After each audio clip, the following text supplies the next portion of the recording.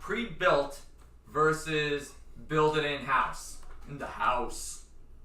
For escape room content, we're really kind of getting into this discussion of should companies buy escape rooms or should they build everything within their facility?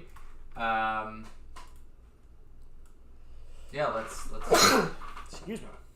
Let's talk. Yeah, there I am. Welcome everybody to the chat room. Thanks for joining in. We always love interacting with our viewers. So actually, right on the screen we have kind of an example to break right into the discussion of. We've got our framing work in QRZ, which was our first time going with warehouse high ceilings, and then a broken vial of the zombie virus from QRZ. And the reason I bring that photo into play is really more or less because let's just say that vial of the virus was not made by us. Yeah. And it broke. No one on our team would know how to fix it. What do you do? So anyone that's heard me talk ever in seminar panels or anything like that, or for speaking engagements, probably already knows how I feel about this. I'm very much in the camp of build your own, because if you don't know your own game inside and out, you're screwed if something goes wrong on a busy Saturday night. Christina, you've game mastered a lot of games. What's your thoughts on this?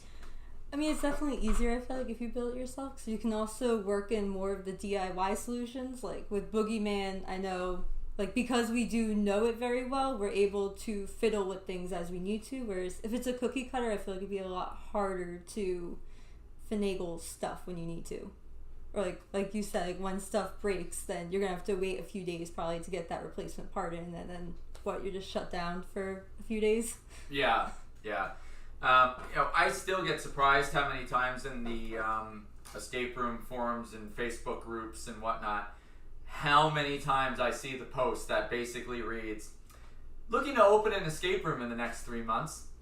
Want to know who's a trustworthy source to buy my games from? And it always kind of comes back to that discussion point that we've had at length of, why are you getting in this? We've talked about that before. It's easy, or quote unquote, it's easy.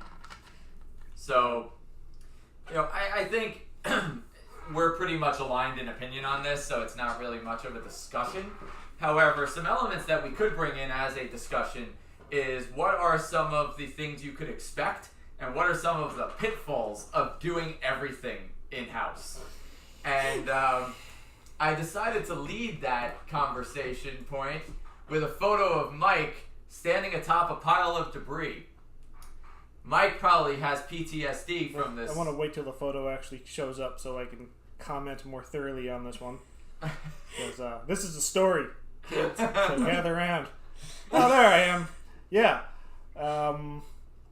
So the pitfalls of building your own escape rooms. I would say, first off, make sure you have the proper workwear. I did not this particular day. We were building our Boogeyman game, and we built these kind of like support shafts to hold up some of the walls, and we took them down as we started locking everything in, and one of the support beams was on the floor. I came off the ladder and stepped onto a nail. And it was a weird situation because the nail was bent. So technically, when I stepped on it, it didn't go through the bottom of my shoe. It's when I went to lift my foot to move forward that it slid through the shoe into my heel, the sole of my foot. So yes, after cursing very loudly several times, I did not include the blood photo. That was probably for the best, but I figured. Took my shoe off, took my sock off, and blood was just pouring out of the bottom of my foot. That's because it's like a pressure point. This was literally like a Quentin Tarantino scene. Yes, it was like something out of a Japanese samurai film. Spent 3 hours at a hospital because it's a hospital, so they take their sweet time. But then what happened? I came back and took that picture because I came back to work and continued working. But, for several hours. If you're building your own escape room, be mindful of all of the construction you will have to do in that game while building it. Safety first. Safety first. The other photo that's on this shot is another story. Is actually me with the big face mask on. Our air filtered mask. Yeah. So make sure you have a lot of these and that you're consistently replacing the cartridges. If you are doing any air spraying, especially with paint products, make sure you're wearing these at all times. My story comes from an instance of when we were building the tornado escape, which actually I'll pull up. Let's see here.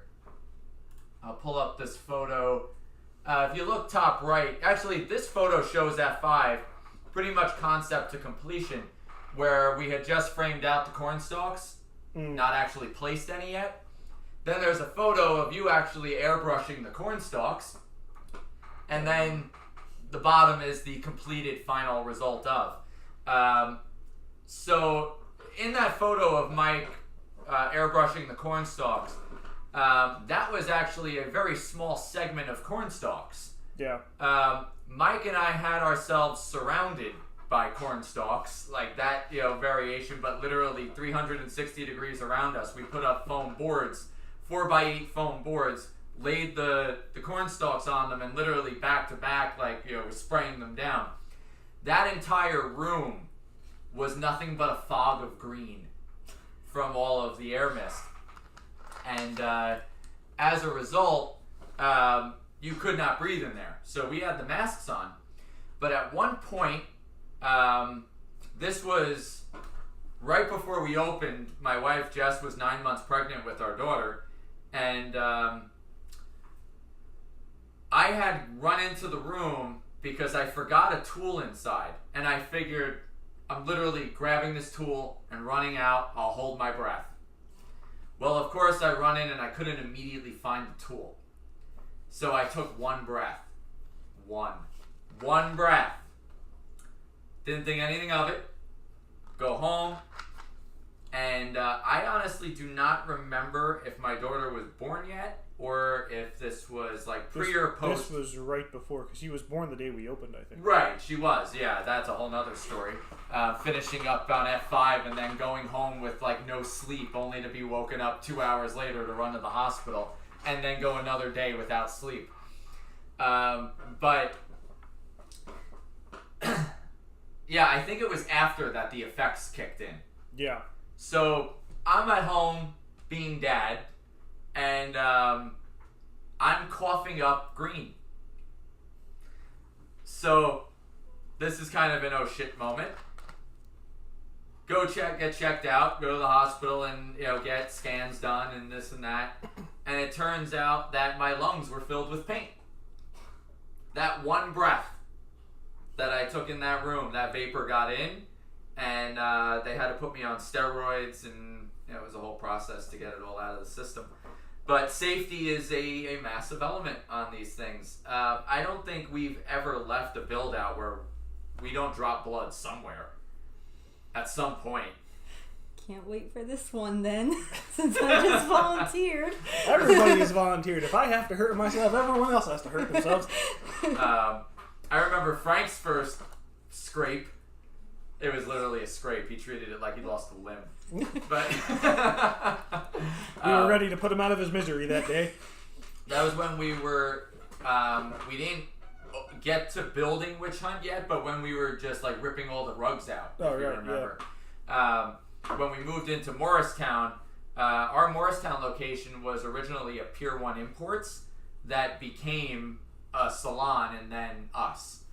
And I think the salon carpeted over tiles from Pier 1, and they just glued the carpet straight to the tiles.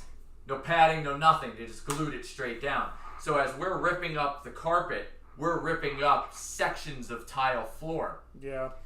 And Frank scraped his knee on the tile, and Urbano sliced his whole leg. I remember. Wouldn't surprise me. Literally just slashed it, and it opened up. That was a lot of blood. Hey, workman's comp. So a lot goes into these build outs that I'm probably terrifying people right now into just buying pre-made escape rooms. Well, I'd say we put blood, sweat, and tears into these builds, but we don't cry. So we don't cry. But then there's kind of there's the cool elements and and the really rewarding elements of what makes these worthwhile. And on screen at the moment we've got you editing me in the Huntsman. Oh yes, that was fun. Set. The Boogeyman's Realm completed. When these things start coming together, it really comes together and it really feels like you've achieved something. I don't know. I kind of, that's for me, that's like what it's all about, is when it's like at that 3/4 mark and you start seeing it all. Yeah. Because like the first couple days you're looking at everything just in framed out wood and it's like, how is this ever going to become what's on the page? And, and you just keep putting one foot in front of the other and then it gets there. And, yeah, so I mean, there's that satisfaction of having created something, as opposed to just hiring somebody to come and just do it. And beyond that, you do have that element of you've built it, you know every in and out. Yeah, you pretty much know every nook and cranny of the game at that point. I don't like that feeling of helplessness that having someone else build your game kind of implies. Yeah. Because if something breaks, you just put a piece of paper over the puzzle that says out of order, and then you just twiddle your thumbs for the next hour or so, hoping that everyone will enjoy it. Fortunately for Witch Hunt and even F5, they're relatively lo-fi games. You get a lot of bang out of that because they're lo-fi. But if something, if the fans in F5 broke, it doesn't affect the gameplay. Right. If the TV stopped working in Witch Hunt, you lose that immersion, but the game still functions. We don't have to get you around another puzzle because something is out of order. Right. You don't lose 15 minutes of gameplay because a puzzle's out of commission. We don't literally have to put an out of order sign on a puzzle. I've seen that. I know.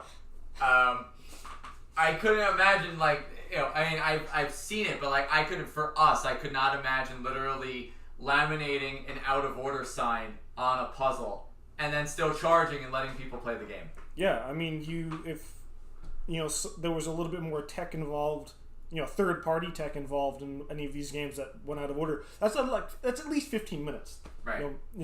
Maybe 5 minutes depending on what it is, but 15 minutes, and then all of a sudden you have a 45-minute game, and then who knows how that'll it's a ripple effect. You don't know how that's going to affect everything else. Yeah. So. Yeah. And then there's another element that I don't think ever really gets talked about much, but I see this with you a lot, and I think it's actually one of the key reasons that you outsell most of the team.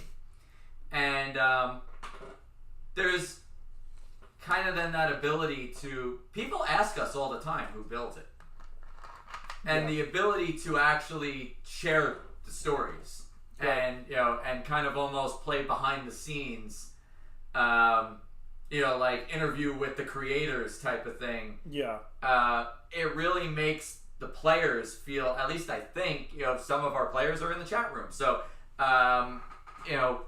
I think it does make a bigger connection, though. Yeah, I mean, I've had a whole bunch of people come in after playing the game that just want to know how we did everything. Right. And I can tell them. I choose not to. But, we can comfortably say that we built it. We know how it functions. We know how it works. I don't know how complicated it gets for Cure Z or even Boogeyman, but for here in Morristown anyway, the games are relatively lo-fi. Cure Z is not. Yeah, Cure Z has a little bit more beef to it, but we have Chris, our engineer guy, who lives within an hour of all of the locations thereabouts. Yeah. And as we go forward with Freak Show here, I'm sure we'll start teaching everybody how to to find all the pitfalls just in case.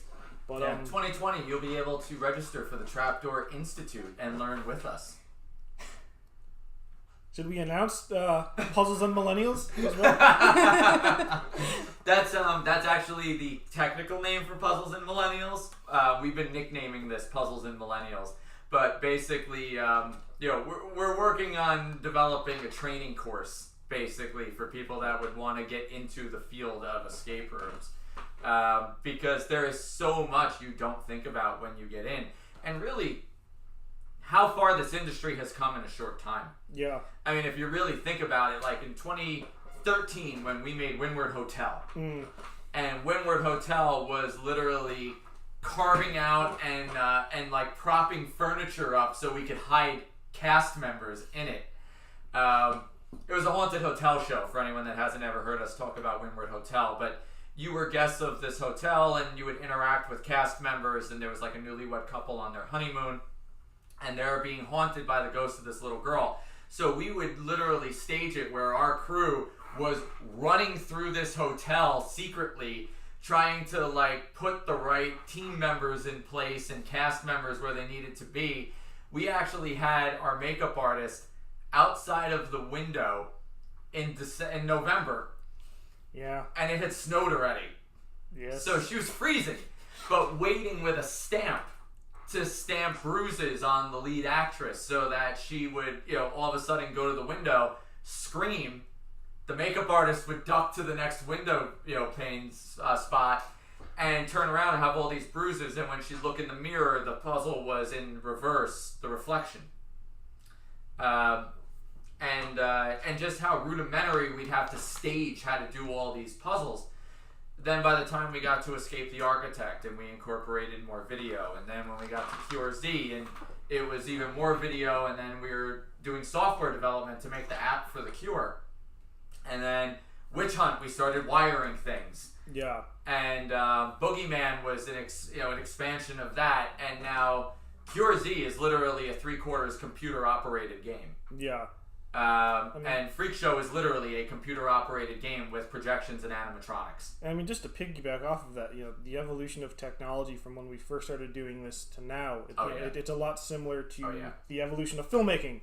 Like 30 years ago, 20 years ago, all the equipment that you would need to make a movie was kind of out of your hands.